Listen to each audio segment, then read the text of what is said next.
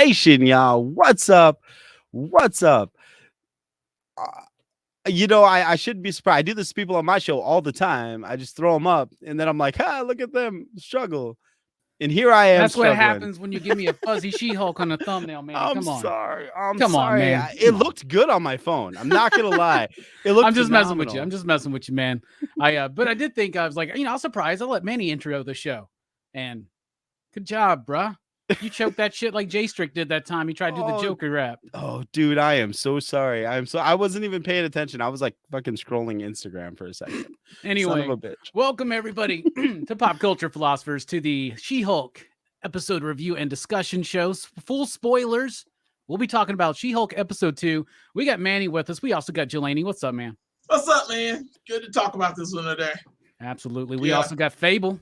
Station. What's up, Station, y'all? Man. Station, pop. Boom, man. Come on, man. All right. We also got Brooks in the house. What is up, Brooks? So I hope I don't mess up your show because how worthless I am. Hey, man, why you got to be trying to make a bit out of backstage chat? Anyway. I got to farm some drama, bro. Yeah, we get farm some drama. All right, so we're here, everybody. We are, my cat is, I think, every time I start streaming, she wants out the room. Anyway, tonight we're going to be talking about She-Hulk episode 2. What is the title of this episode? Anybody remember, aside from episode 2? Did I not say before we went live, someone pull up the Wikipedia page? I got it. It's a superhuman law. Superhuman law. Okay. Superhuman law. Yeah, so the basic gist of this one is that she goes back to her life as a lawyer after the end of the last episode. We find out that she gets fired because she wins the case, but it gets declared a mistrial because since she saved the jury's lives, that kind of like definitely isn't fair, right? Because they feel like they owe her one, right? So she gets fired. She can't get a job. And just like in the Dan Slott run, she gets hired by this dude who wants to start a superhuman law division. It's the dude that she just went up against in court when Titania came in. Apparently, she's superhero influencer. That's some dumbass shit. We'll get into it. Overall, so the main gist deals with her trying to find this new job, settling in, all that stuff. A lot of it's based on the Dan Slott run, but John Byrne did the first bit that I remember where she gets fired because she causes like potential distractions and mistrials or whatnot. But anyway, overall, I thought it was okay. I actually would slide it back from last week, right? Because last week's first episode, I wanted, okay. If it starts off a little shaky, I'm down. I gave it a 3.5. But tonight, I might have to think about dropping that down a little bit because I don't think this show is necessarily bad, but it's not necessarily exceptionally good. Like it's just kind of okay for me, right? It has funny jokes. Emil Blonsky in this, it's funny. Like the dialogue is funny. The jokes, the setups, they're all there, but there's something in the timing that's off. Speaking of timing, this is such a weirdly paced fucking show. Like right. I felt like we were just getting started and it's fucking over. Yeah. You know what I'm saying? And I know they got 9 episodes and I know that some shows go too long. They have not figured out this comedic timing for this show for me. They have not figured out the pacing of the narrative of this show for me. And I think they are still just a bit heavy-handed on some of the thematic materials. Like it's just laying it out there instead of trying to throw it in subtextually. Well, I guess it wouldn't be subtextually because this isn't a book, so there's no text. Anyway, if you watch it with subtitles, you do. Speaking of watching with subtitles, I always have to watch Manny with subtitles.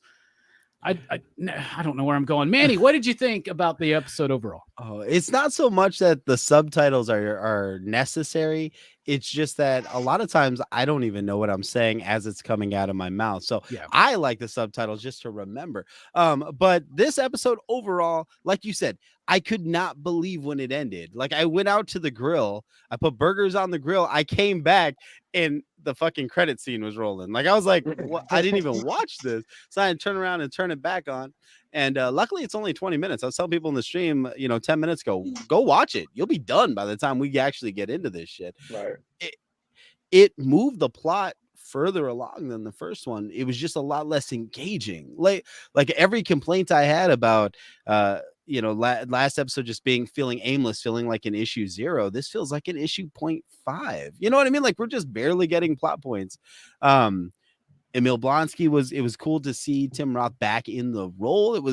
I just wish he was playing the same character. I don't know why the MCU feels Wait, the need. you don't remember that deleted scene from The Incredible Hulk where he's making haikus and shit? Yeah, fucking everyone's Fat Thor now. That's just what they do. It's like every character, any badassery in them is taken down so that they get to be, just the butt of a joke. And I get it. You want to make a Thunderbolts movie, so you definitely want that King Shark kind of relatable, just like Diablo or whatever the hell the guy's name was in the first Suicide Squad movie too. You want that like relatable character, that little bit of heart but it's why has it got to be Abomination? What I don't know, man. I really wanted to be really hype on this episode. See, I actually didn't mind the Abomination in this episode because, and we'll get into it, but I thought he's just bullshitting the entire time, honestly. And I think it's all just set up for the way she's going to get it, like through court or whatever, is going to be.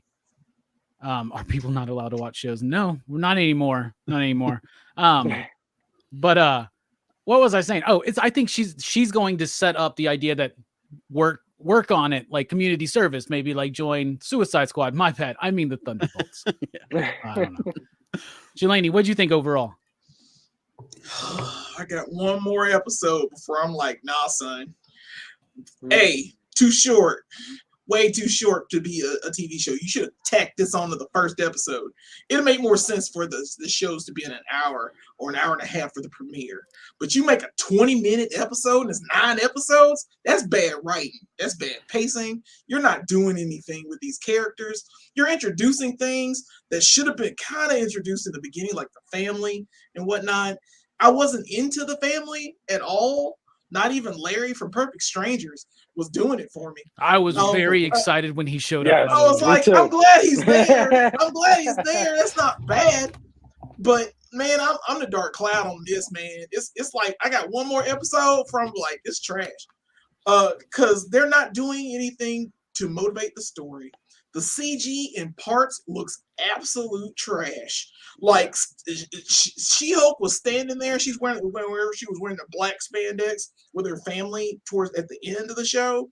It looked like background reel.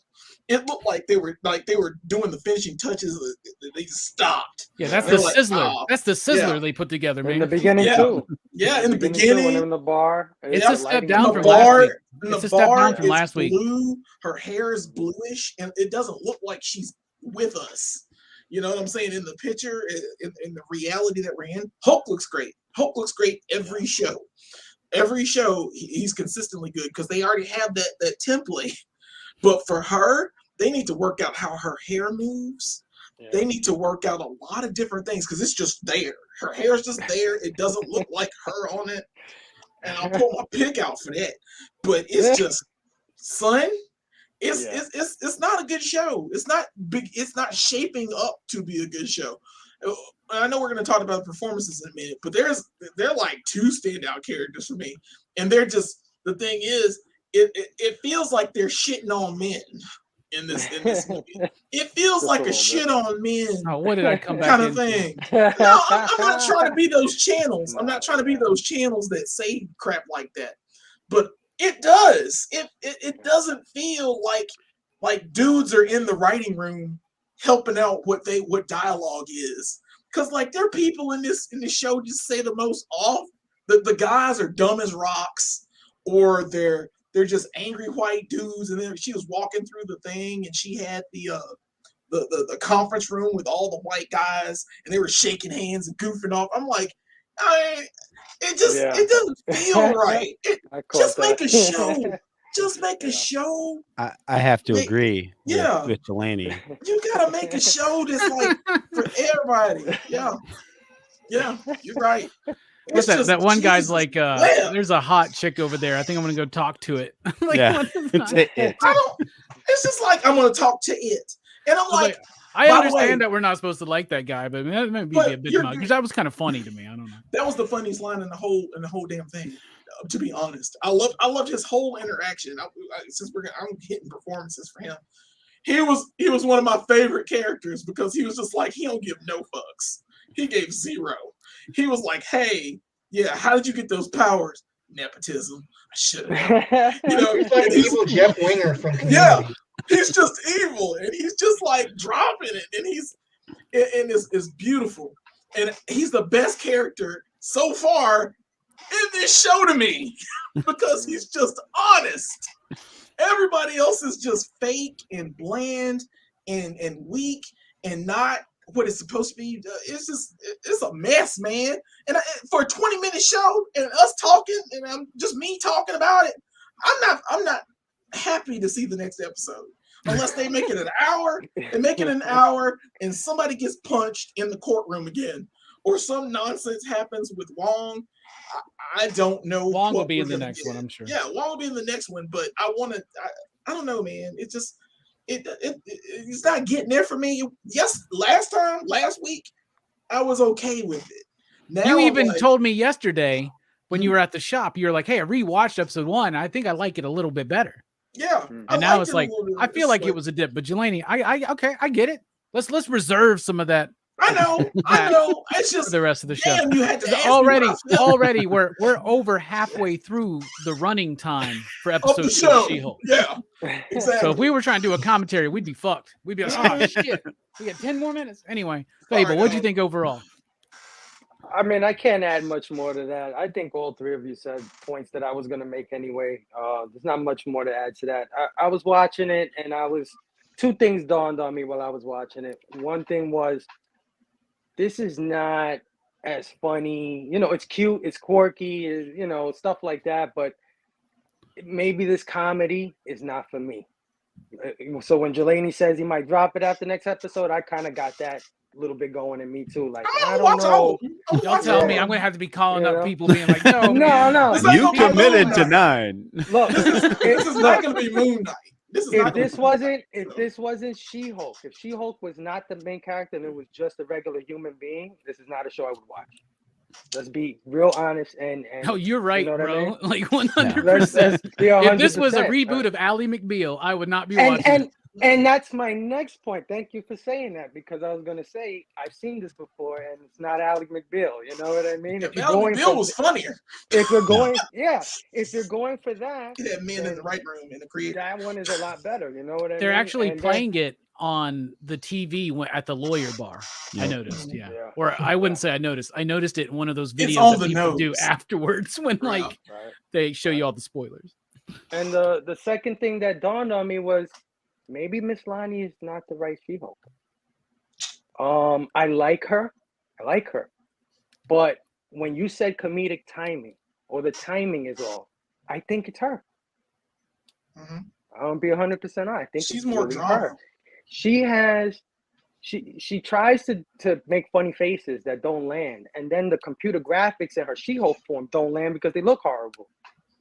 So that's the two things that dawned on me on top of all the things you guys said. So middle of the road, drop, boring and engaging, funny at times, quirky, cute, and I'm here for the She-Hulk Hulk show, really. Oh, and the two perk ups, like you said, were seeing Larry. I love freaking Perfect Cousin Strangers, Larry. one of my favorite shows. Cousin Larry. Yeah. And of course seeing I forgot his name, the guy who played Abomination. Tim Roth. Yeah.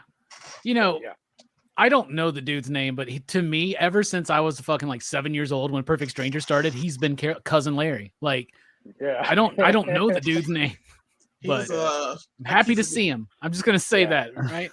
Speaking of happy to see him, Brooke, so happy to see you here. You've always been the Cousin Larry to my balky heart. So why don't you tell us overall what you thought about this episode? I thought it was pretty good. I think it feels, it really did feel like, a lot shorter compared to the first one. Like it needed a little bit more.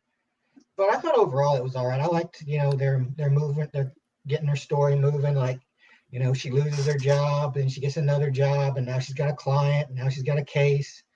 So it feels like, things are really about to start to get rolling story-wise. And the whole episode, I was like, after they introduced Abomination, I was wondering, like, do they know that he was out doing like fucking weird cage fights with Wong? Has that happened yet in the timeline? Like, I was like, what's going on? And then at the end, when I saw, like, oh, okay. So it reads actually kind of like a Marvel comic, where you read Yeah, one it comic does. and you're like, wait, what's going on? You're like, oh, this comic was fucking 6 months late. That's why. Oh, Oh, okay. this is set pre-crisis or whatever. Yes, this is post Flashpoint, yet pre New 52. I don't know. That's like a sliver of time. Anyway, so you thought it was all right? Yeah. Okay. Let's get into the performances. Fable kind of touched on it. I think, what's her name? Tatiana Maslany? Maslany, yes. Maslany. I don't think that I don't know if it's her. I think there's something in the script. We'll get to that, but I think she's kind of fine. I think she's providing it. I think the deliveries, it seems like the delivery on these things should work, right? And for her, it didn't. Like, even with Tim Roth is really good at comedy. Okay. And he was nailing it. He was kind of nailing it, but there still was something off about it. It was a very short show that had really clunky, like weirdly edited scenes. It's like where like it's not poppy. You know what I'm saying? Like it's almost like it's filmed and edited like a fucking TV show drama, right? Like Seventh Heaven. But it's trying to be Gilmore Girls. Does that make sense? Right. Mm-hmm. So I don't know if it's the performances. I actually like her in the role. I think she does fine. Tim Roth was my favorite performance in the entire episode. I do not like her paralegal very much, but we haven't really gotten to know her much outside of just the typical annoying nanny-ish kind of personality, right? You're awesome. Yeah. I did love the weird bit where the dude comes up and he's like, "Here's the best places to poop." Yes. Yeah. I like that guy. I like that guy. So, I liked him a lot. It was cool. So what did y'all think about those performances? Manny, what'd you think? I was a big fan of the pooper. I honestly wish there were more people like that. Don't you want to join us in the pooping? Oh, dude, I do a lot of work in schools, and every once in a while, if that has to happen, I'm like, please God, don't let a student come in. Like, if I knew where the good places to poop were, my life would be, it would be so much better. But the performances wise, I didn't have the same kind of hangups with any one performance. I think the issue is that there's a lot of shit, like I said, that we've seen before. There's a lot of familiarity in this.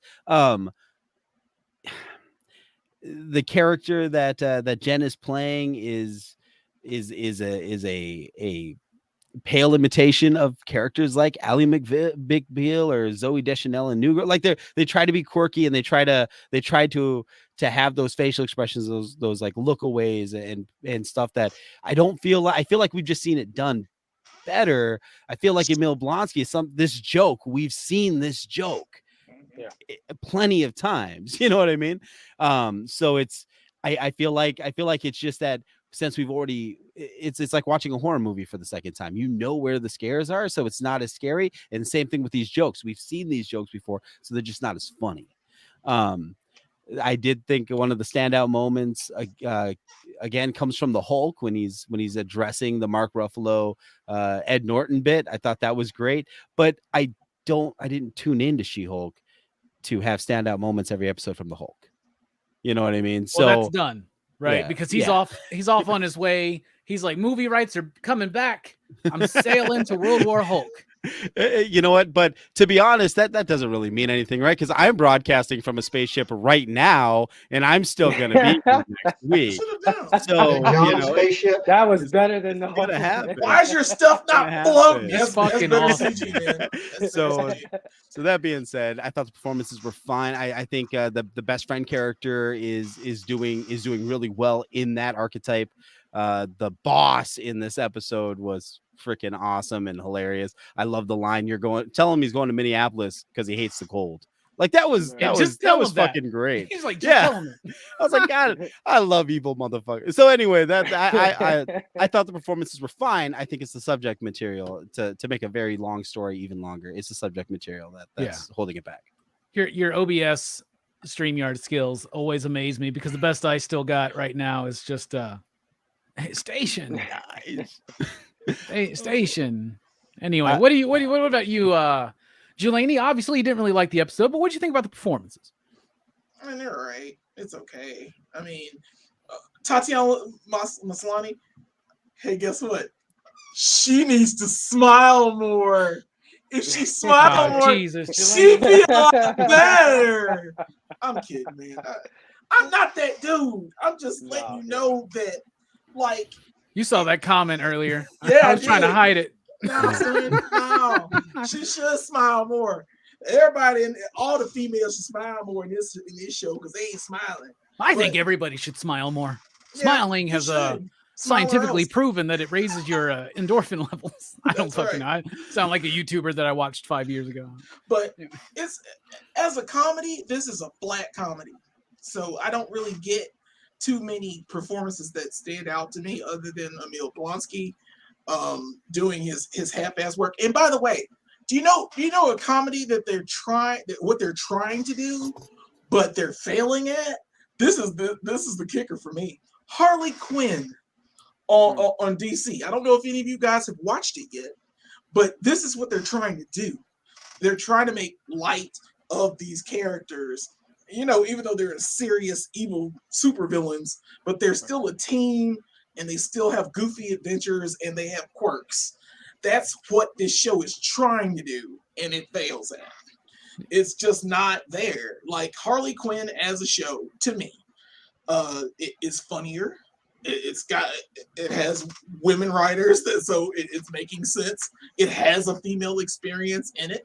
It tells a funny damn story, and if you want to make a comedy, if you're making a comedy for especially Marvel and Disney, and you have a breadth of comedies with tons of people that have done this before, why have you not? We've seen this before, but that's the problem. It's so stale that we not only see it coming, there's not really any super performances that bring it out. It's bad writing.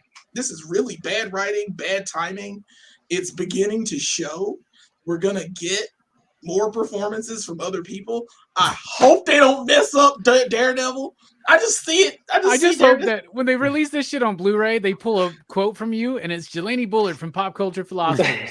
There's going to be more performances from other people. From other people. That's it. And that's how like, a little. I don't see it going well. I don't see this shaping up well. And I love the lawyer dude. He has the best line in the whole show. I mentioned it before, but I bring it up again because that shit was fire. I want to talk to it. I'm like, damn, dude. Somebody could really honestly pull out everything Jelani's saying and like make it like a textbook case of a certain type of fan. Right. Like literally, like the worst dude in the show. The worst dude in the show is my favorite character because he's honest as fuck.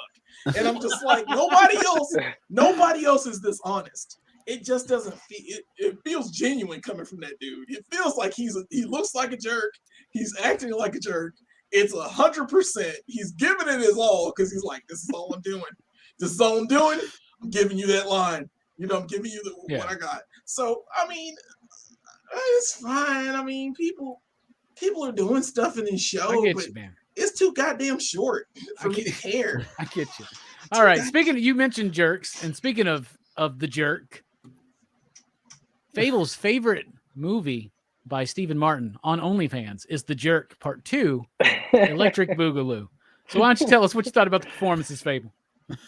Yeah, I'll go with Jelani on this one. I think everybody's just okay. I think everybody just plays their part and they're fine. Probably the standout for me would be the boss. To go back to Miss Lonnie, I think she's fine. I think she's fine. I think there's something wrong with her timing, and to also touch on the woke woman stuff, like I actually like when she's more, herself, and that's when she's breaking the fourth wall, right? When that scene when she's walking down the hallway and she turns to the camera and she starts talking to the camera like, oh great, and she starts saying her feelings, like that's the character I want to see. She just lets everybody walk all over her for the most part.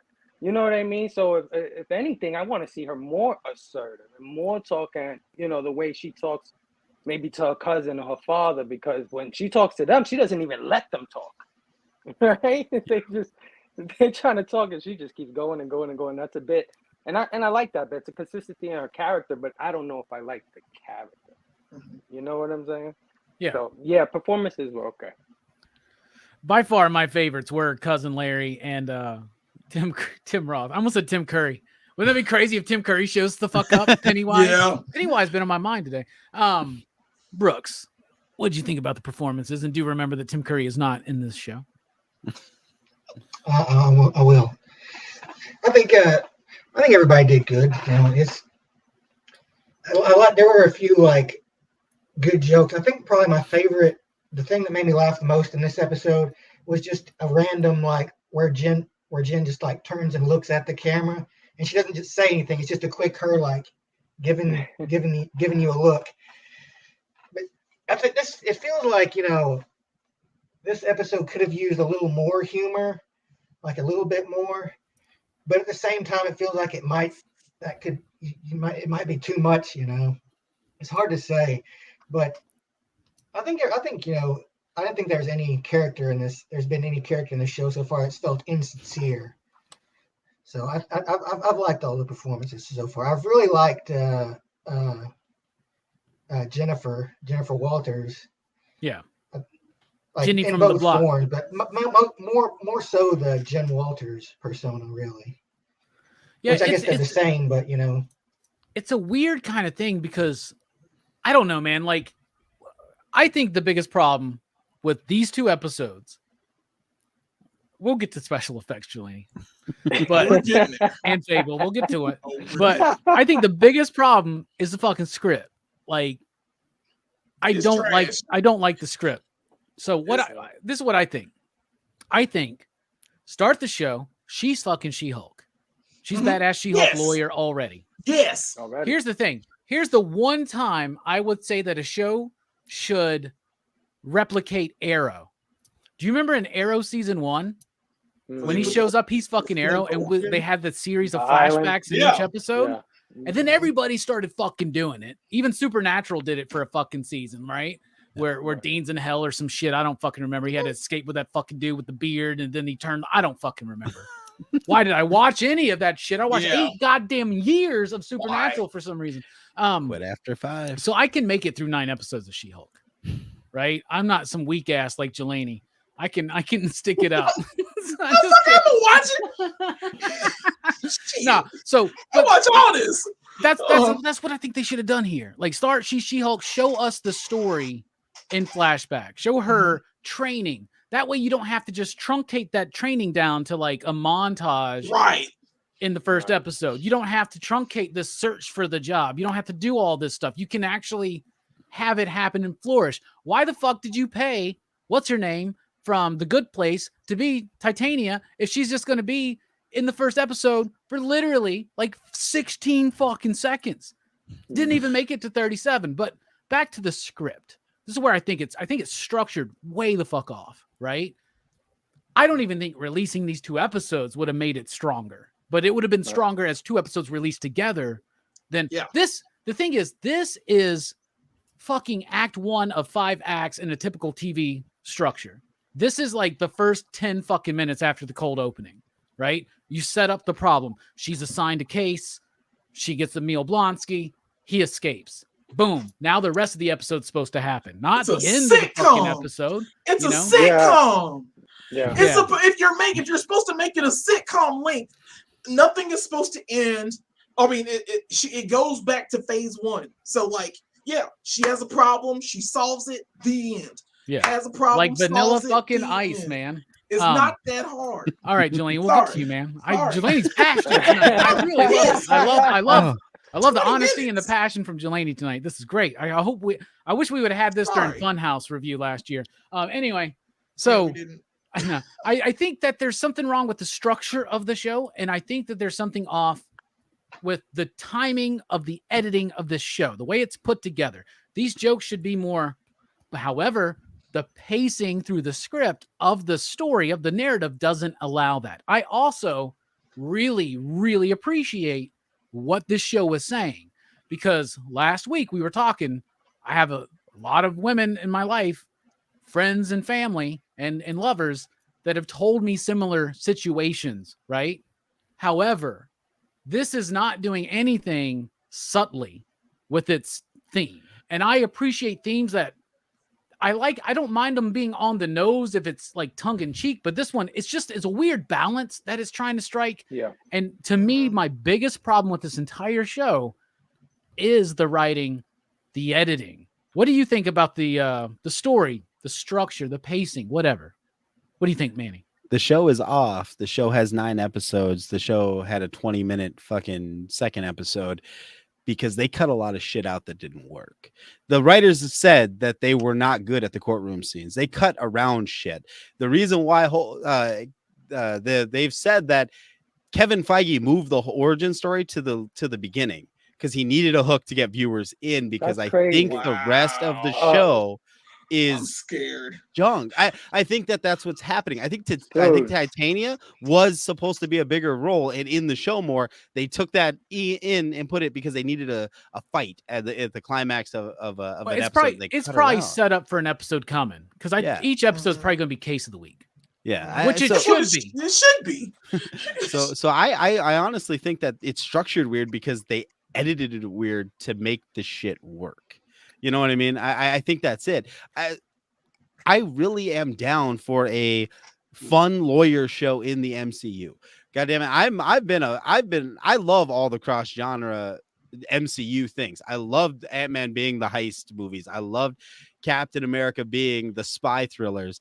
I love that.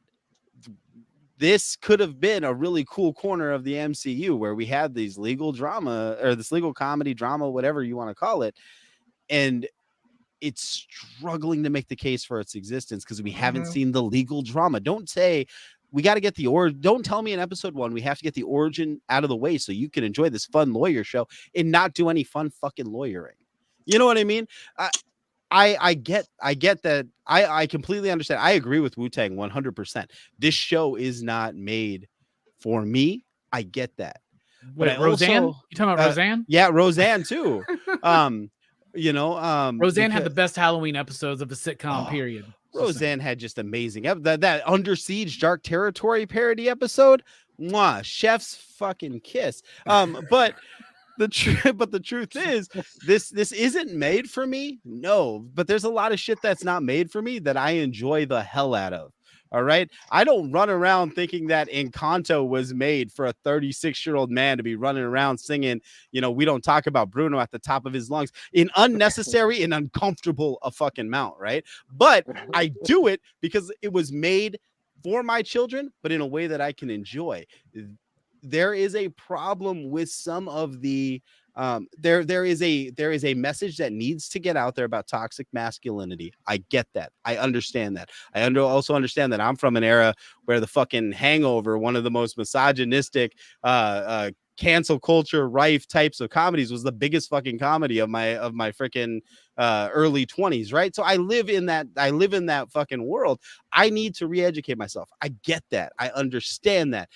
But there's also a problem when you have when all I'm doing is getting kicked in the nuts. That's not educating me. That's not giving me a relatable experience that I can take. You know what's the most impactful thing about the She-Hulk discussion was when some rando shared his story about what happened to his sister in the chat of this Right. discussion. Right. That's the shit that makes me think.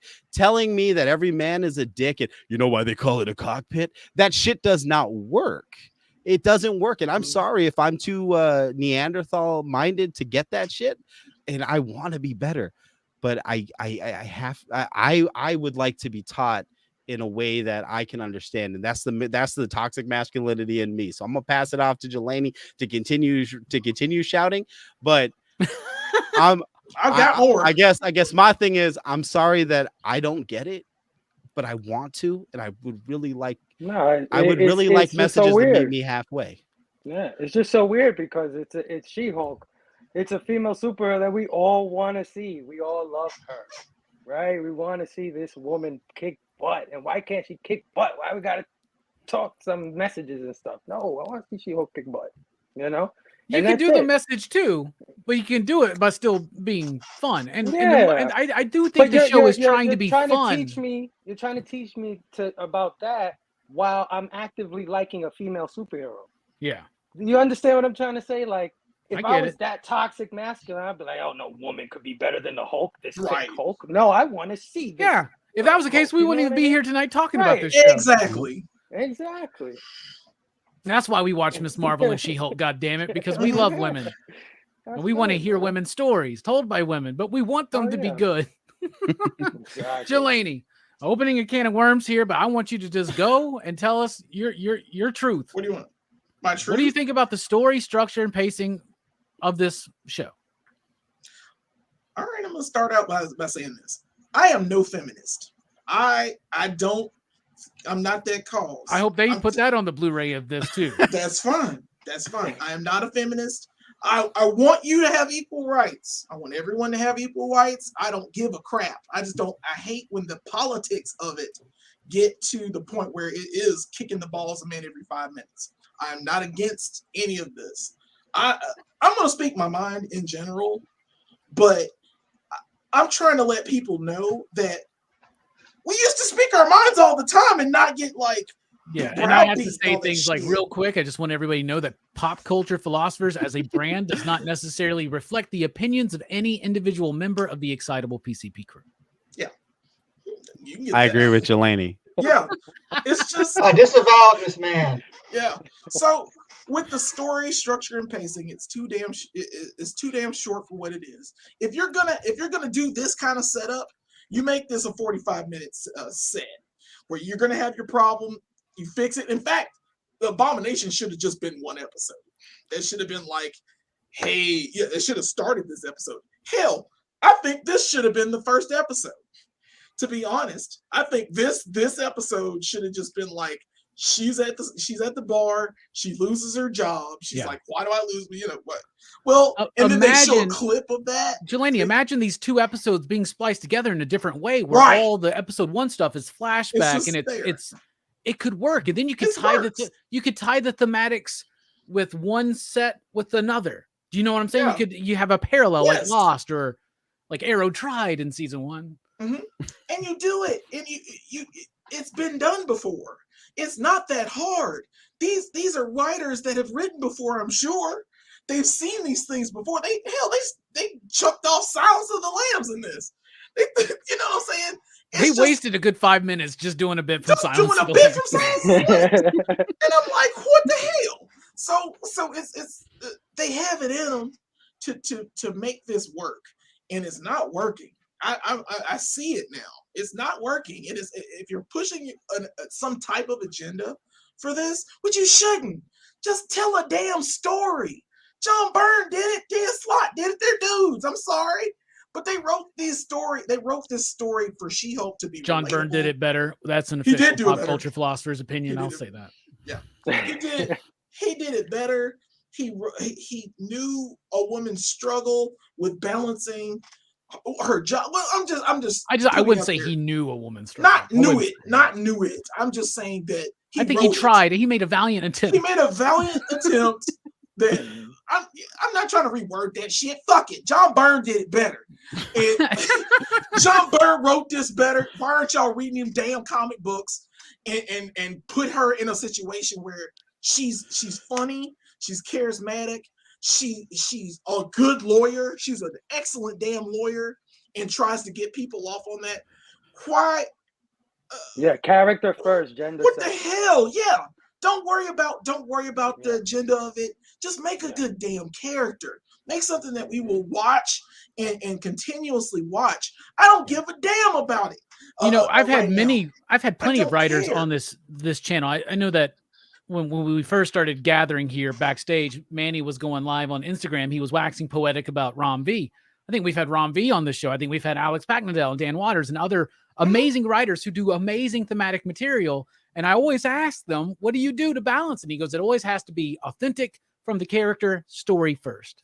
Yes. Alex even says that was his problem. He wanted to go message first, and he learned from Dan Waters, Ryan Sullivan, and Rom V to go story first. Yeah. It's got to follow. Everything's got to be in service to the story and the character. Every man and woman should find something in that character. Right, and then you can do what you want. Yeah, then you can put the nuance in and make it sound better or whatever. I don't get it. It just irritates the hell out of me. And it's like every show now wants to push some kind of thank you. They're trying to put so much message into it when you're just tell me a damn lawyer story. Shit. It's not that hard. Do you remember them talking like before the show came on that they were even these interviews came out? They were like, well, we knew that the lawyer stuff would be boring, so we kind of toned that down. Yeah, that's terrible. Why are we watching a lawyer show? Yeah, show attorney at law, and we're cutting back. It's called attorney at law. Yeah. I'll tell you what. One thing in the story I was proud of myself for, because when they discussed the whole bit that Emil Blonsky tried to kill Bruce Banner, so she has a conflict of interest. It's like, oh, he's already signed a waiver. A conflict waiver, whatever. I am reading a Brad Meltzer book right now called Dead Even, where a husband and a wife are the opposing attorneys in this really high profile, or I should say intense case. So I was like, I understood that reference. They talked about that in that for like pages. So I was like, oh, Brad Meltzer, thank you for helping me through She-Hulk episode 2. Anyway, She-Hulk Decoded with Brad Meltzer. Anything else, Jelani? John Byrne did it better. All right. XXX. She should smile more. All right, Fable. I'm trying to get all my man stuff out. My toxic masculinity out. Yeah. At least we got Brooks here. Man. Fable. What do you think about the? What do you think? Really, I mean, you guys said it all. I think you're right, Robbie. The editing is funny. Manny, I think you're right. The messaging is funny. You know, just that scene you said alone with the boardroom of guys looking like obvious bros and doing bro things and just this stereotype. Like that's how fucking behavior. Lawyers act in the middle of a goddamn busy workday. I'm sure. Because I've been reading these Brad Meltzer books, and I don't think that's how they act. According to Brad Meltzer, they always act like this. My career's ruined. Yeah. It should all be like Phoenix, right? Objection. Overruled. Sustain. Yeah, I could get that how that's supposed to be funny, but because of the style and structure, it's more like, oh, come on. Instead of being the chuckle that it really should be. It should be a chuckle. Like, it should be. We should be laughing at this show. Yeah, you know what I mean? We should be laughing. We've said this before. I think we've said this before. We said this. I don't even remember what movie we were talking about, but I was talking about in the Mel Brooks podcast, like that Mel Brooks said, you don't take down Hitler with art, like in a movie or something, by telling people through the movie that Hitler's bad. You do it by making fun of him. Yeah. So that's what this show, I think, should do. Like, make fun of these kind of fucking dudes. Exactly. Well, that's why the most effective joke is, hey, there's a hot chick over there. I'm going to talk to it. I'm going to talk to it. That character is the butt of the joke. And that's the boss, Schmidt. right? Yeah. And the boss with the whole, send him to fucking Minnesota. He hates the fucking cold and he hates Manuel. So he does too. That guy fucking hates me. Tell him that, god damn it. Tell him that word for fucking word. Brooks, we had the most astute observation about you from Evil Face Bad. It says Brooks looks like he listens to Alice in Chains while he counts his money. I definitely do both of those things. Literally does both of those things. I seen it. Brooks, what do you think about the story, the style, the structure? I thought it was all right. I mean, it seemed, it's like a stepping stone. It seems like setting kind of the pace for what the show is going to be. I think that kind of is, we got new T-shirt design. I think the story arc is basically going to lean more towards her like working on the case with maybe her running across like a villain or two along the way, and I hope they lean more into the comedy and the lawyer stuff too. But you gotta have some superhero stuff in there as well. I didn't really get this whole man-hating thing you guys seem to have picked up though. I mean, it seemed pretty basic to me, but I'm not usually one to really care about that kind of stuff as much. Yeah. I don't bother having my manhood questioned, really. I just want to go ahead and make this clear. Like, it doesn't bother me. We're commenting on, Yeah, It's not like even that. you're sounding a little babyish. Is all I'm. Is all All I'm right. saying. Brooks just kind of like passive aggressively called all of his man babies, but that's okay. Yeah. We appreciate that. I don't give a shit. I know what a good show is. Jelani, I've don't seen be good defensive, shows. man. That's just like this man baby. Don't Oh, be he's defensive. playing into my hands, dude. He's playing into You're it. mansplaining. Don't Trapping him. mansplain, I'm Brooks. weaving a trap Mansplain, like a Brooks. spider. Don't Hulk-splain him, bruh. I'm just saying. What's wrong man. with you? I'm He'll just still saying. walk into the web, though. Even though I just told him, he'll still do it. One quick, real quick. Were you excited about the Hulk tease that he's going back to Sakaar? Either way, Yeah. they've already. I was glad to see that. But they've already. Here's the thing: they've already done Planet Hulk, right? That was Thor Ragnarok, right? So it's not. Well, not you think really. They just you had think him he's on Sakaar. You think he's gonna go back and they're gonna do a whole movie where he's a fucking gladiator again? Now he's gonna be the king, dude. Or do you think he's gonna go back He's and gonna find kick the out collector's ass. Dude. he's got a become the fucking king. He'll kid? probably be angry. He's gonna go back and find out. Again. He's gonna go back and find out he's got a kid. This is the fucking MCU. He's gonna go back and he's gonna be in some quirky fucking comedy where he has to co-parent with the fucking Jeff Goldblum's character. But And it's gonna be 3 Men and a Baby with Yeah. the fucking Yeah. Grandmaster and Korg. fucking And Beta Ray Bill. She's like, God dang it. You know. If Taika did it, I would be down for that. I mean, there'd be too many 100%. screaming goats and shit. Yeah, but Ted Danson and Steve Gutenberg and Tom Selleck would have to make cameos in some kind of right, y'all. Has anyone thought you were checked watching on that. Steve Gutenberg? I hope that fucker's still I alive. saw don't him know. the other- fine. Him He's and alive. Jonesy were somewhere. They took a picture together, a selfie. But it could have been one of those articles from like 5 years ago that someone randomly shared on Facebook or something. You know, that's the problem. That's the problem. Anyway, special effects. Oh man. It's not the strong point of the show. Unfortunately, the show is the main character is a CG character. It's rough, man. It's worse to me in this one than it was in the first one. I don't mind it. I can get through it. I can get through it. I've been through worse. I watched Reboot for a while. Okay, I've been through worse, but it's sliding down, and that's not a good sign. What do you think about the CG, Manny? Oh, it makes me mad. It makes me mad. It's not, you brought up Reboot. Touche. I fucking love that show. But there's buy-in. When you have bad CGI in a film or franchise where bad CGI is part and parcel, you buy in, you suspend your disbelief. When you are going to pair a character up with the Hulk and the Hulk look really, really good, it's you're drawing attention to the trick, right? Their job is to provide me with a magic trick where I believe that this is the She-Hulk, right? This doesn't do that. It takes me away. If the effects are distracting, then the effects don't need to be there. Just paint her green at that point. You know what I mean? Like there would be more buy-in for that than a shitty CGI She-Hulk. It's not like they didn't know this show was coming. It's not like they they got Plenty of surprised. They're like, time. we're doing She-Hulk? God damn it. yeah, like I'm not even done with fucking Eternals yet.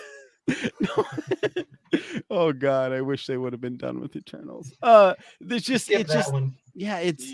It's frustrating. It's incredibly frustrating. Because again, I want to like this. I want to stop going to MCU television shows and saying the CG is bad. I want to stop saying that. These used to be blockbuster special effects films. You want to make smaller, more intimate stuff on television? Talk to fucking Netflix, because they did Marvel properties very well on Netflix.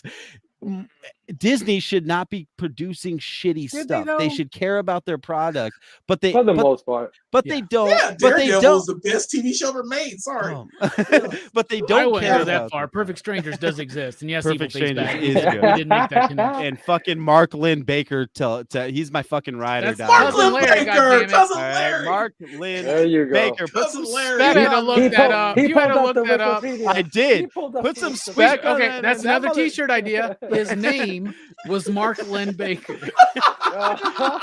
He has had a prolific career since since freaking Perfect Strangers, including Hanging with Mr. Cooper, Ally McBeal, The Blacklist, The Unbreakable, Kimmy Schmidt, and other shows. All right, He is has Kimmy done a Schmidt. lot of I stuff. love that show. Kimmy All Schmidt's a right. great Unbreakable. show. That's a great show that that is funny. It is with funny. a great pace that There you has a go. message about There you go. fucking the perspective of a woman, Yeah, right? exactly. In this world. There are tons of them. Done There are well. tons of Done She them. well. literally got fucking like gaslit by a dude into fucking living in a bunker because of a religious nut. Like that show's brilliant. John Hamm, though, dude. I know it was John Hamm though. I'd go into a bunker for John Hamm. We'd all would. Dude, Yeah. I'd go into a fucking bunker just for regular ham, dude. I'm just letting you know. I'm just letting you know. That's a t-shirt too. Hey, Manny, we got some treat down here. Come on. Dude, I legitimately was in Austin, Minnesota this weekend trying to figure out where I could fit time in to go to the Spam Museum. You don't know my love of food and salt. Like, goodness gracious. But anyway, CGI is horrible. They just need to get under control. Right? Marvel doesn't give a shit. What pisses me off about the CGI in this and in Moon Knight is because they're doing this to fuck with me. They produce shitty comic books that I have to fucking pay top dollar motherfucking for. They produce shitty comic books and they don't care. They're like, hey, Spider-Punk looks cool, doesn't he? Yeah, there might be some hot spec on this book. Good luck getting a fucking 9.8 though, because the fucking covers are bullshit. Right. And then they produce shitty CGI for their television shows because they're like, fuck them. They're gonna watch it anyway. They're gonna watch it anyway. How about this? There is that, but they've gotten lazy. They don't have to work for it anymore, right? Nope. We've talked about that. However, here's the other thing. This is absolutely fucking mind-boggling to me. And what's mind-boggling is that I forgot where I was going. So I'm trying to Come back to us, man. Their response when they started getting heavily criticized for their CG in their movies and their shows, their response was to be like, yo, these dudes are working for slave wages. Like they're fucking overworked. We don't have enough of them. And I'm like, wait, you're touting your own fucking shitty work conditions as the excuse. You got sweatshop conditions. Yeah.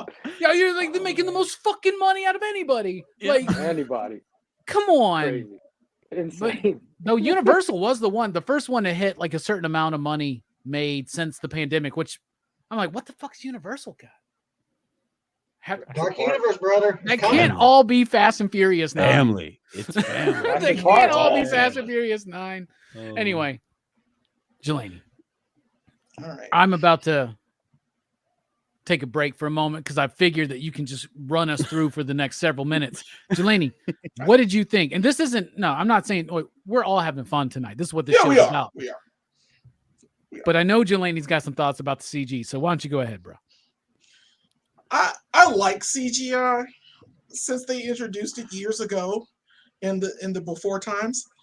They would put it in things and I enjoyed them very much so. In practical effects, I love them more. They did a great job. I think George Lucas did it the best with his prequel trilogy as how he wanted to do things. His test was the special edition versions of Star Wars. So we get decent CGI throughout the years. It's fine. But there's a man at Disney that is in charge of Disney. His name is Bob Chapek. Bob Chapek is a cheapskate. He don't give a crap. He don't give a shit about nothing as long as the bottom line is met. And he wants to do it for bare bones. So he doesn't care about his CGI. And it shows in this episode. Well, first of all, Kevin Feige decided to make like 20 damn different shows, one of which would be heavily three of which lately they have been heavy CGI, and they have been absolute trash. And people are complaining. People are actually. It's cheaper to get these people because they're not unionized. There's politics behind the CGI. They're not unionized. And it's across the board. It's across the board. It's across the board because, like, I was watching Spider-Man and His Amazing Friends on Disney Plus with my son, and I get it. It's a kid's show. They're not going to be complaining about graphics. But I'm looking at this thing, And I'm like, I've seen Korean CG animated shows for kids that look way more advanced than what they're using. Dude, Mini Force like a motherfucker. Friends. They have time to produce it. They have the time to produce it. Yeah. They have time to get it together. The problem is you've made 3, 4 shows on top of movies and all this other thing. These same type of production houses have been making these things in like breakneck speed times. Plus they're doing Star Wars, so it's like it is so much stuff that's going on that are behind the scenes that make She-Hulk's just CGI just shit. It is terrible. Yeah, I agree. Yeah, it's bad. And it's worse in this episode, I think, than the last one. Yeah. Yep. Nice.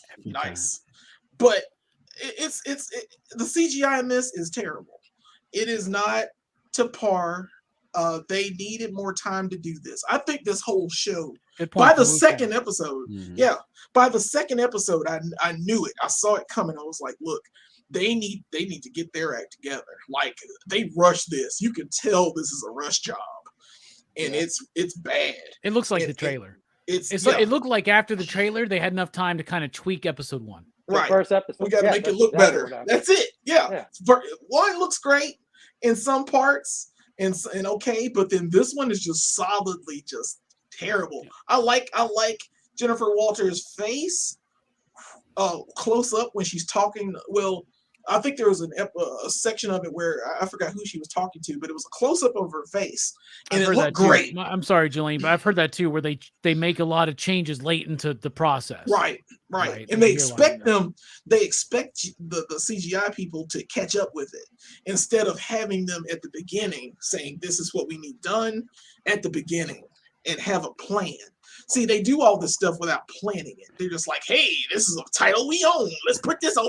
Oh, Moon Knight, he needs a cape. Let's make him a super cape. And make it look like a moon. It's like they didn't learn shit from that Spawn movie, man. Put a real fucking cape on him. Like, that's all they... That's it. Moon Knight would go from a 2 to a 2.5 to like at least a 3 if they would have just put a real fucking cape on him, man. I'm just telling you, man. It's true. All right, Fabe, what do you think about the They could just go across the street to Star Wars land and see what they're doing with Mando and stuff, and just take some inspiration or something. Like, it's in the same freaking lot. Like, well, one thing you talk about it with comic art and shit, like the weight of a figure or the weight of an object. Like Todd McFarlane, why we liked him was he made these ridiculous capes look cool, but they also felt like they were real, right? CG kind of has to do the same thing. You have to see the weight, the gravity. It has to feel like it fits in the image. It fits in reality, like Jelani was saying earlier. Yeah. I don't get that with She-Hulk in episode 2. You have to be here. She feels like a video game character out of me, man. Like it's just, there's something wonky about it. And like, why is fucking Lord of the Rings? And I get that was a movie and a big budget fucking thing, but Two Towers, Gollum looks better than She-Hulk does. We're 22 fucking years later, man. Like, what the fuck? At least try. Here's the thing. If this was goddamn Full Moon making this, I'd be like, this is fucking good for them. Yeah, this is Disney, y'all. They should have done this shit in December. They should have launched this in December. All of the film studios or animation studios, this is historically the best with the most resources for decades and decades and decades. And I know we get fun nowadays. We're like, I've loved this movie for decades. It's been 22 years. You know what I'm saying? Shit like that. No, Disney has owned animation for decades. What the fuck are they doing? Like, I don't know. And they stood for a certain seal of quality too. Yes. It was so Fable, what do you think? Let's funnel into Fable. Your thoughts, bro. It's horrible. It's horrible. It's not only just horrible like on a CG level. It's horrible on a like directing level, right? The line of sight was off. Yep. The line of sight was completely off when her friend was looking up at her. She wasn't really looking up at her at all. The same thing with the boss. The little nitpick that I had last episode that was just like sounded like I was just nitpicking, which was her hair morphing. Her hair is morphing. It's going from a curly, short, hairdo to this long, that doesn't move. Bob that doesn't move, and it actually morphs. It changes texture and color and everything, and it just, you know, and then that takes it out even more. Like you said, when you contrast her to the Hulk, it's the same thing. Like her hair is so freaking entity of its own. She looks fake. You know what I mean? So and it is unfair, I think, to compare this to Mortal Kombat Annihilation, because Mortal Kombat Annihilation had one of the most badass movie soundtracks of all time. So we always are a bit forgiving of Mortal Kombat Annihilation here at PCP. Dude, because let me remind but you're right about the hair. The hair has a weird fucking gravity. The physics on that hair don't work. It don't work. Man. Yeah. And the only reason why we're nitpicking is because we're doing this fucking show. Like, if I'm just some dude watching the show, that I'm not going to pay that much attention to it. But I was into video games for many years, and I have read a long time ago that the T-Rex in Jurassic Park 1, the polygons, the triangles that they used to make that dinosaur can be generated by a PlayStation 1. PlayStation 1 came out in 1990. I don't know what. Okay. It's all about lighting.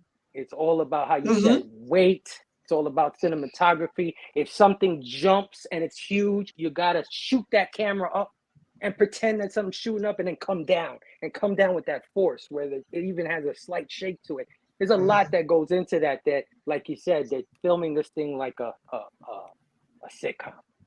See, and Wu-Tang's got me thinking something. Wu-Tang says he works in the industry. And I believe every industry in this country is over fucking worked and overtaxed right now. And under budget, underfunded, I should say, not under budget, underfunded. Every goddamn industry. Definitely that's going to be part of CG. Everybody, all the big wigs always try to do whatever they can to cheapen the cost to maximize the profits. When you're talking about a streaming thing, we're dealing with a whole new world. I name names. There's this whole goddamn topic that I found out about today. I watched this show called Breaking Points here on YouTube, right? I do too. They were talking about this interview Matt Damon just had on fucking Hot Ones. Did you see that, Jelani? I did. They were asking him why movies aren't as good as they used to be. He basically said in a nutshell, and I think this is what me and Rex are going to talk about tomorrow. But he said, in a nutshell, we used to be like, we can make movies that won't make a lot of money at the theater because we know that home video is going to back us up. 6 months later, we get another boost of income. The movie makes this money back.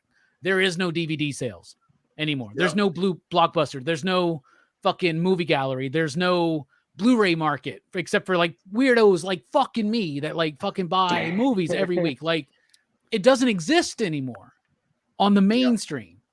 Streaming has hurt the quality of fucking movies and TV because they can't afford anymore. Because, and the thing with Disney, with these streaming services that do original content, where's the growth? Right. Like, where do you gain more subscribers? It's like with the Substack shit that the comic people were doing. What do you do in year 2? It's gonna how do you double that? How do you grow those numbers? You can't. And it's all about money. It's all about the dollar, the almighty dollar is what all of this is about, right?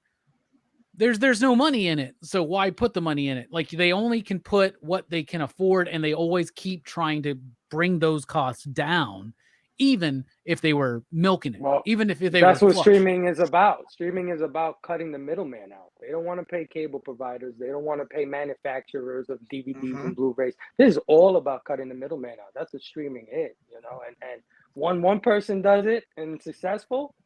That's it. It's crabs in a barrel. Everybody's doing it. Yeah. You know? Speaking of cutting the middleman out, Brooks one time looked at me. He goes, "I figured out how to cut the middleman out." And I was like, "What's that?" He goes, "I don't get haircuts anymore. Brooks has not paid for a haircut in probably 25 years."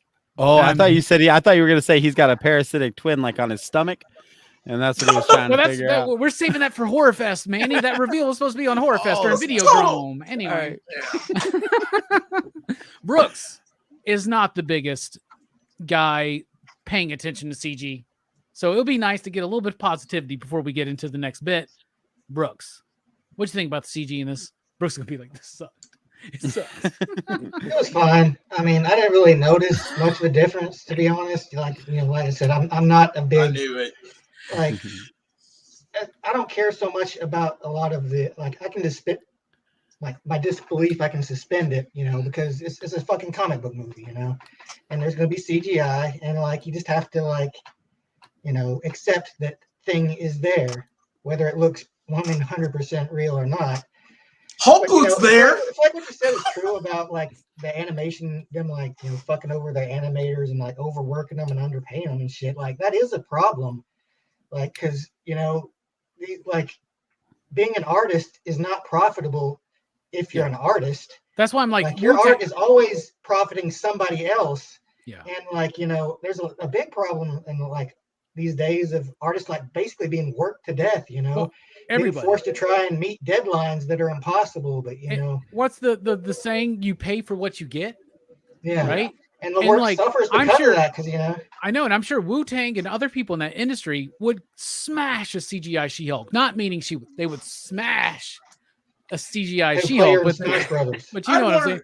But they would kill it. They would nail that. There are so many digital artists out there and animators that would nail this. They ain't gonna pay them motherfuckers.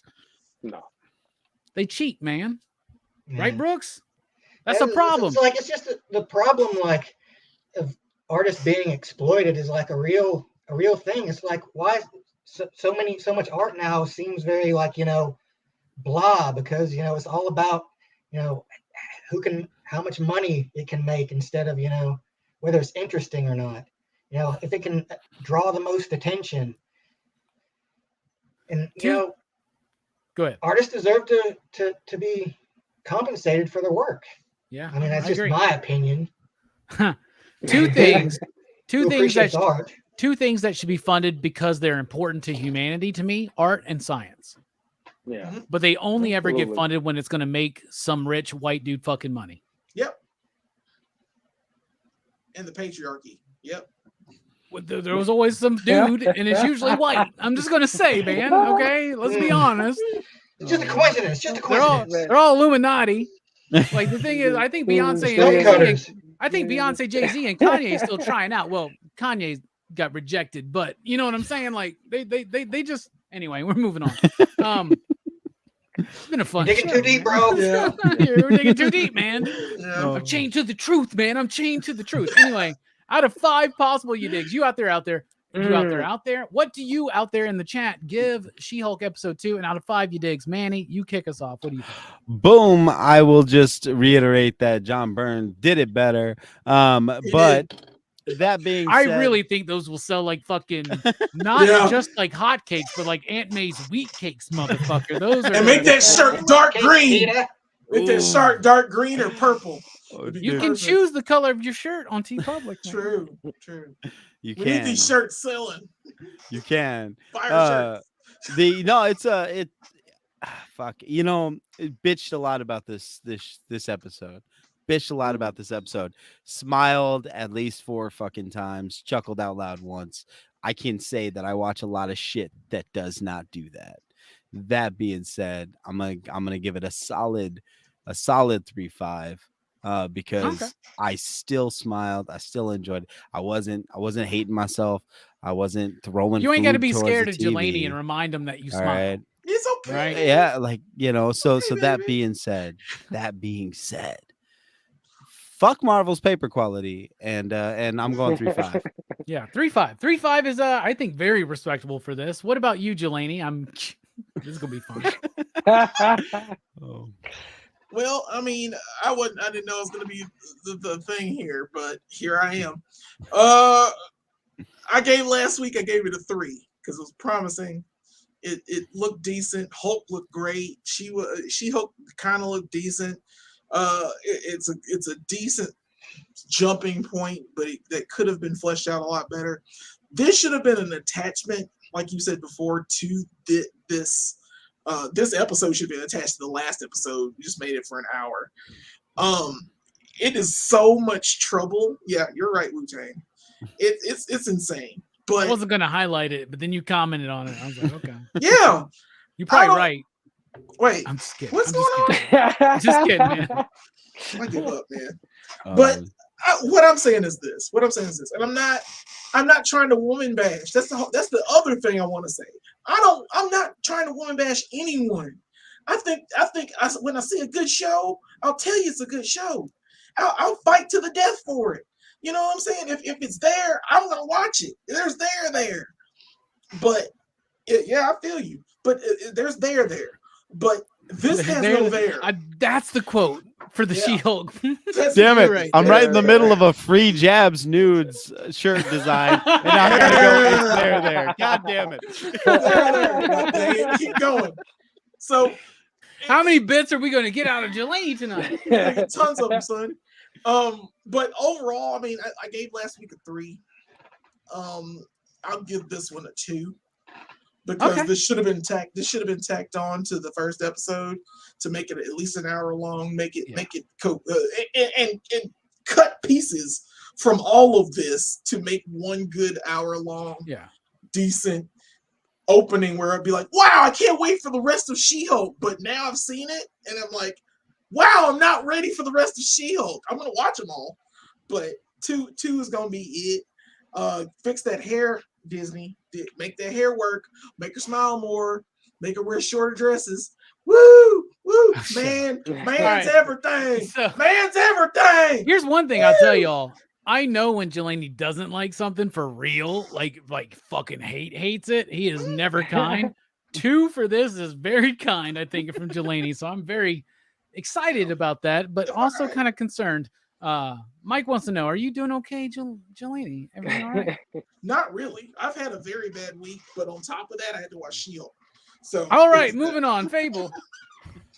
Stay strong, brother. Keep your head up. Get your bootstraps ready. Fable, what do you think? Out of 5, you digs, what do you give She-Hulk episode 2? This is definitely a step down. I gave last week 3.69, so I'm going to give this one a 3. I don't know what this show is about. I don't know what it's about. I like lawyer shows well enough. I don't have a case here. Where's the case? Where's the suspense? Where's the thriller? You know, oh, you're giving me comedy? I've seen this a little bit better, done better somewhere else. So if it stays on this path, I could tell you for the whole series, it's not going to be a high score if it stays like this. You know, because if it's going to be like this, it's got to take some stuff from the things that did it better and incorporate it here. So yeah, 3. So far, 2 episodes in, it's Miss Marvel's kicking its ass. Yeah, because I really loved the first half of Miss Marvel. Like, really loved it. Brooks, what about you? Out of 5, you digs, what do you give She-Hulk episode 2? I'd probably give this a 3.5. It is a little weaker than the first episode, but I still enjoyed it. I thought it was pretty. I'm still interested in to see where the story goes. Yeah, I'm interested, but I was hit with the cold, harsh reality last night. I watched Scream 5 last night because I refused to call Scream 5 Scream. Okay, I refuse.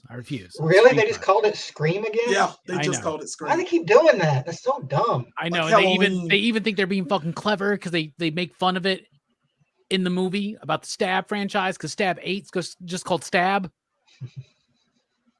Anyway, so I watched Scream 5 last night, which I gave it 2 when I first watched it. I was able to remove my expectation when I watched it again. Or I should say my expectation went from very excited to see a new Scream movie to very low to rewatch this fucking film. And I actually accepted it. For the first time in my life, I accepted that Scream 5 is part of the Scream franchise, right? It's no longer in the Blade Trinity territory, right? So... What Blade Trinity? What the fuck is a Blade Trinity? Yeah, exactly. Thinking of that, when I watched this today, I had to be honest with myself today. I watched it earlier this morning, and I thought about it all day, and I was like, I like Scream 5 better. And that really made me question myself. So it made me think hard about my rating. And initially, I was going to go 3, but honestly, I got to go 2.5. 2.5 for me.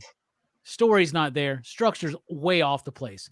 If the story, characters, and fucking the script is not there, that's the fucking blueprint. And if you start making a building on a faulty fucking blueprint, you got a shitty fucking building that ain't gonna last the test of time. So I'm going 2.5. So 2.5 from me. And what was it? 3.5 from you, Manny? Yeah. Was it? Yeah. Yeah. 3.5. Was it a 3.5? Yeah. Yeah. 3.5. Then a 2 from Jelani, a 3 from Fable, and a 3.5 from you, right, Brooks? Yeah. That's a PCP average of 3.169. 87654 There's more numbers. Yeah. Dang it. But those other numbers eventually lead you to Jenny Walters, attorney at law. Anyway, get it? 86753. They didn't have an Eve song in this one. I don't have anything. I didn't recognize any of the fucking music in this one, so I don't fucking know, man. Like, Who's that girl? yeah, no maybe Eve. there was Maybe there was no Eve in episode 1 either. And when they fixed the graphics, they said, get an Eve track in here. Let's see. Wu-Tang says 3 solid you digs. I think that's very fair for this, actually. And so does Big Llama. And what's crazy is that Big Llama and Wu-Tang are having some different opinions from some of us, but I think the average is 3 that we all kind of came up with. So it's okay. It's not blowing us away. And that wouldn't necessarily be a problem, except that overall, not a lot of Phase 4 has been blowing us away. You know what I'm saying? There's been a bunch of ho-hum in Spider-Man.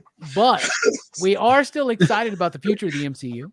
We are still very excited to see Mahershala Ali as Blade, because we've only gotten 2 Blade movies before.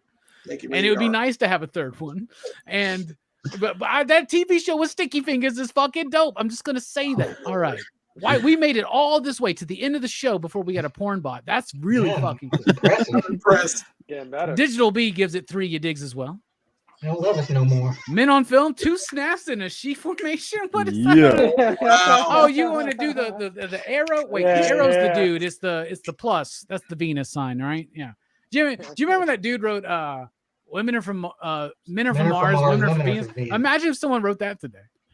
Oh my God. Oh God. We should be like, Hulks are from Mars, She-Hulks are from Venus. No, because you'd have the name of the show. You'd have a whole bunch of 40-year-old fucking man babies on there, like Hulk is from fucking Sakaar, some bullshit, and you'd end up, no, don't do it. Don't do it. Nah. We appreciate it. We'll be back next week for She-Hulk episode 3, because we are committed to the bit. That's what we do here at PCP. No Dylan's Horror Show on Saturday. No Rockin Robbie Live on Sunday. No PCP Movie Night on Monday. Why? Because we're gearing up for Horror Fest, baby. Horror Fest is on the way. Horror Fest is going to be amazing. Such a brilliant fucking lineup, I think. I think we all have some classics here of the genre, if you will. But Horror Fest officially starts September 3rd on Dylan's Horror Show with Life Force. Dylan wishes, Jelani wishes he was there, because there's a lot of boobies in this movie. We kick it off on September 5th, PCP Movie Night, with all 5 Scream movies, the entire Scream franchise. And we're going to kick off tonight, y'all. And I've already posted this. I got so excited when I put this together for Dylan that I just posted it everywhere. I told Dylan, I was like, I'm going to do your horror show intro. I'm going to redo it for Horror Fest, and it's all going to be clips from movies that we are reviewing. So I released that, and we'll call this the official teaser for Horror Fest. We're going to end that there. Thank you all so much for joining us. We'll She-Hulk you next time at the same She-Hulk time on the same She-Hulk channel. We are She Pop Culture Philosophers. Just stop. Just stop.